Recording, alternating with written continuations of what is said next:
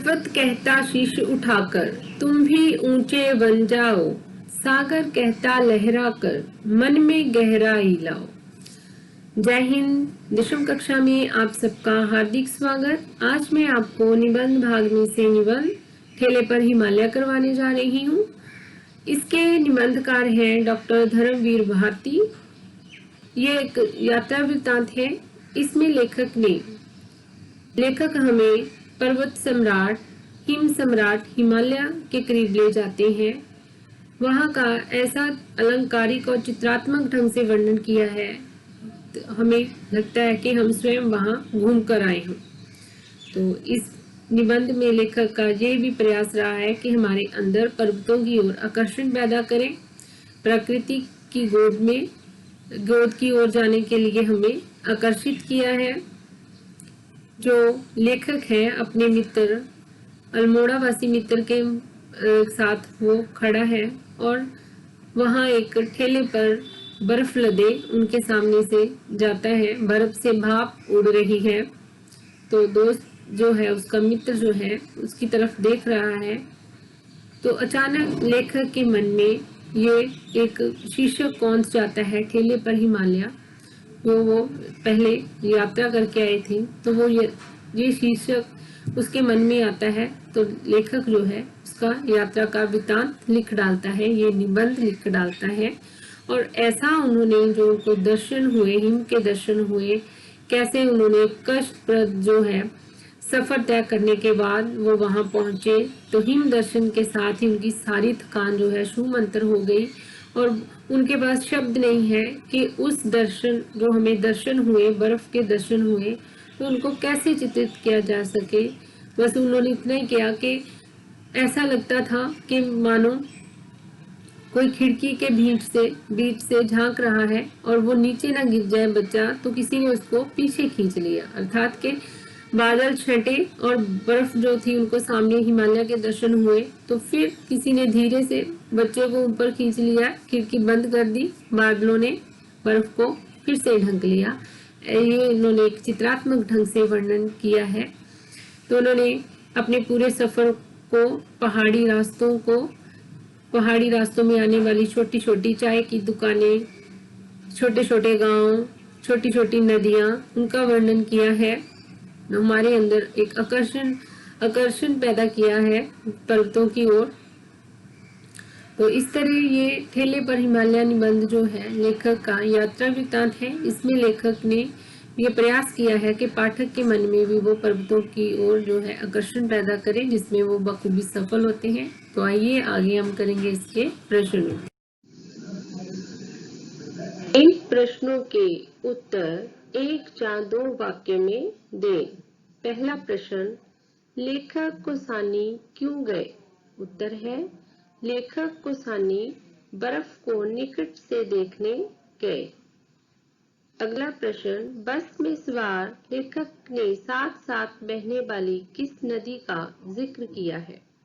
उत्तर है, बस में सवार लेखक ने साथ साथ बहने वाली कोसी नदी का जिक्र किया है।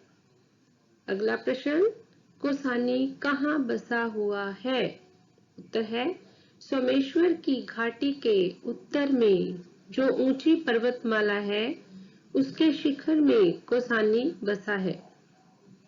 प्रश्न, लेखक और उसके मित्रों की निराशा और थकावट किसके दर्शन से शूमंतर हो गई? उत्तर है, लेखक और उसके मित्रों की निराशा और थकावट हिम दर्शन से शूमंतर हो गई। प्रश्न, लेखक और उसके मित्र कहाँ ठहरे थे? उत्तर है, लेखक और उसके मित्र डाक बंगले में ठहरे थे। अगला प्रश्न, दूसरे दिन घाटी से उतरकर लेखक और उसके मित्र कहाँ पहुंचे?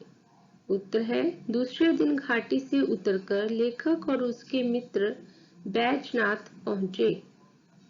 प्रश्न, बैजनाथ में कौन सी नदी बहती है? बैजनाथ में गोमती नदी बहती है। आगे है, प्रश्नों के उत्तर 3-4 पंक्तियों में दें। पहला प्रश्न, लेखक को ऐसा क्यों लगा जैसे वो ठगे गए हों? उत्तर है, मीलों का कष्टप्रद सफर करके जब वे कौसानी के बस अड्डे पर उतरे तो सामने उजड़ा सा गांव था जहां बर्फ का कहीं नामो निशान तक नहीं था। यह देखकर लेखक को लगा जैसे वे ठगे गए हों। अगला प्रश्न, सबसे पहले बर्फ देखने का वर्णन लेखक ने कैसे किया है? उत्तर है, एक बादल के टुकड़े जैसा जिसका कैसा अजब रंग था, न सफेद न नीला और न रूप हला, पर तीनों रंगों का आभास देता था, मानो कोई शिखर बादलों की खिड़की से झांक रहा हो और कहीं वो गिर न जाए इस डर से किसी ने उसको पीछे खींच लिए हो। इस पल भर के हिम दर्शन ने ना जाने हमारे भीतर क्या भर दिया था कि हमारी सारी थकान और निराशा छूमंतर हो गई। प्रश्न, खान सामे ने सबको खुशकिस्मत क्यों कहा?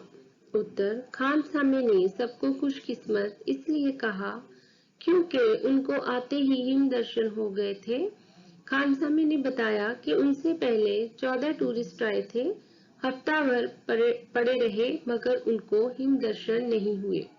प्रश्न, सूरज के डूबने पर सब गुमसुम क्यों हो गए? सूरज के डूबने पर सब गुमसुम से हो गए मानो सबका कुछ छिन गया हो या सबको कुछ ऐसा मिल गया हो जिसे वे अंदर ही अंदर सहेजने में आत्मलीन हो। प्रश्न, लेखक ने बैजनाथ पहुंचकर हिमालय के किस रूप से भेंट की? लेखक बैजनाथ पहुंचे, वहां गोमती नदी बह रही थी और उसके जल में हिमालय की चोटियां तैर रही थीं। गोमती नदी के जल से लेखक ने हिमालय से भेंट की। आगे है 6-7 पंक्तियों में उत्तर दें। प्रश्न, कोसी से कौसानी तक में लेखक को किन किन दृश्यों ने आकर्षित किया? उत्तर, कोसी से बस चली तो रास्ते का दृश्य ही बदल गया। पत्थरों से कलकल करती हुई कोसी बह रही थी, किनारे पर छोटे छोटे गांव और मखमली खेत थे।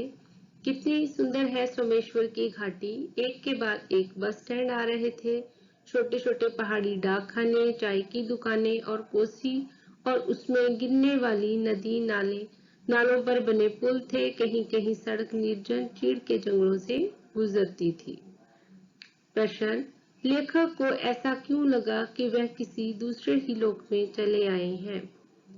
उत्तर, लेखक को ऐसा लगा कि वह किसी दूसरे ही लोक में चले आए हैं क्योंकि सामने घाटी में अपार सौंदर्य बिखरा पड़ा था जिसे देखकर लेखक हैरान रह गया। इतना सुकुमार, इतना सुंदर, इतना सजा हुआ और निष्कलंक के लगा इस धरती पर जूते उतार कर चलना चाहिए।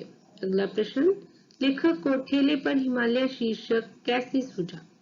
लेखक एक पान की दुकान पर अपने अल्मोड़ावासी मित्र के साथ खड़ा था कि ठेले पर बर्फ लादे हुए ठेले वाला आया। ठंडी चिकनी चमकती बर्फ से भाप उड़ रही थी। वे क्षण भर बर्फ की ओर देखते रहे, उड़ती हुई भाप में खोए रहे और बोले, यह बर्फ तो हिमालय की शोभा है। तत्काल ही लेखक के मन में शीर्षक कौंध गया, ठेले पर। आगे है संधि कीजिए। हिम प्लस आल्य, हिमालय।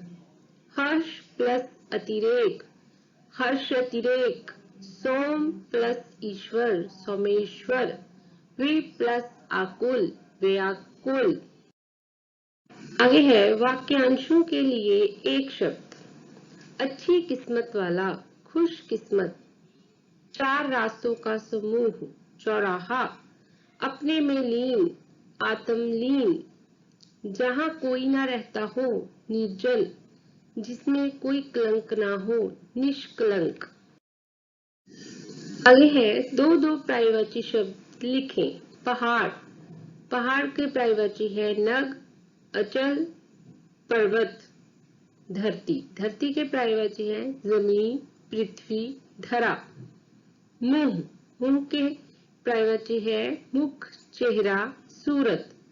आगे है बादल, बादल के पर्यायवाची शब्द है नीरद, मेघ। आगे है सूरज, सूरज के पर्यायवाची हैं सूर्य, रवि।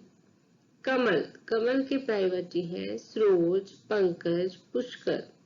नदी, नदी के पर्यायवाची हैं नद, सरिता, तरंगिणी। हाथ, हाथ के पर्यायवाची हैं कर, हस्त, हथेली।